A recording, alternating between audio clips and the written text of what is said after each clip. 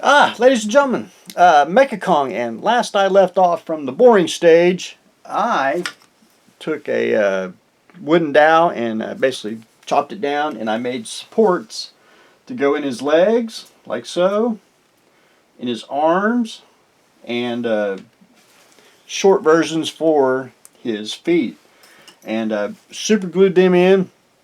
Now, I gotta give a little disclaimer here. The next step was to fill him with foam and assemble him.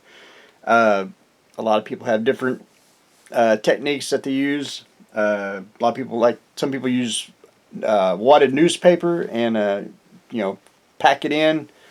I've seen it where it's sucked out the moisture and concave the actual model. I've had people tell me that paper didn't do that to them, which we're all different.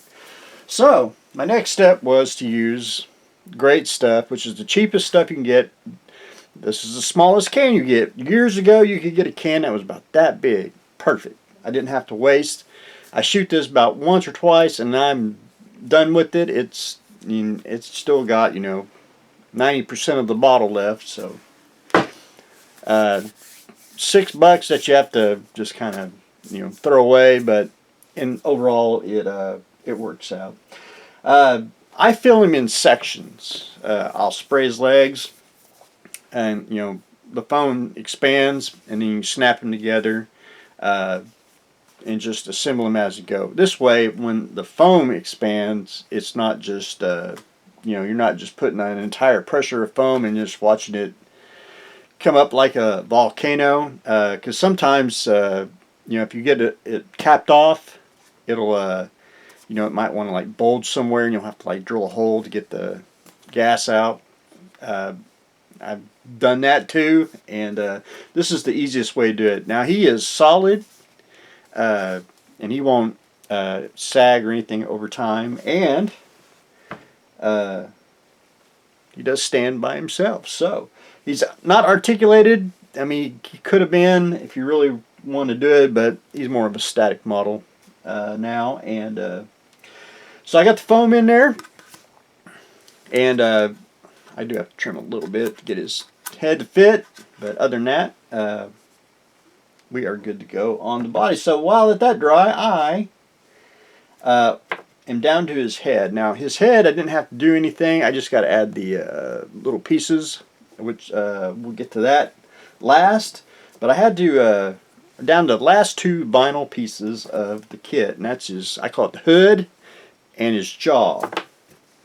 And I'm here to tell you, these two pieces, because they come in a big chunk like that you got to cut out, and then you got to cut it out and then trim the shape and then sand it down smooth so it'll fit really good.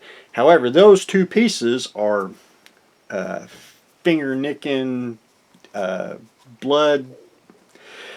I mean, you got to really need to cut away, but you really need to carve to you, and it's just one of those that tried to watch it, but I did manage to get my thumb on it. So when I cut myself on modeling, I usually take a step back, and I will continue it once it heals. So the Mr. Hood got me on that one. So, but I got his jaw to. I just got to sand it just a little bit more, but it should fit like so. And be ready to put him on top of the body and the hood here. As you can see, I've been slowly trimming everything, and then I got to get me a better sanding stick, and I've been sanding down the vinyl. A lot of it you're not going to see because it fits roughly. See, it'll fit like that on the back, and you shouldn't be able to see it, but I just want to get it flushed where there's no gap or anything. And there's only one little gap on here, and I don't know if it was me or the actual kit, but it's no big deal. I mean, barely see it, and that is right here on his foot. You can see a little tiny gap, and I'll just take Mr. Tulip. We'll put a little paint in there and get that sealed up, and be good to go. But anyway, vinyl kits are fun. I love the subject, the simplicity of it, and just a little careful planning, and you know, it works out a-okay. But anyway, that's what I got going on today, ladies and gentlemen. Mecha Kong getting full of foam, and got to heal Mr. Thumb, and we are continuing on trimming the rest of the vinyl kit, and then we'll get him hopefully assembled in the next video. So that's what I got going on today. Stay tuned for the next exciting episode.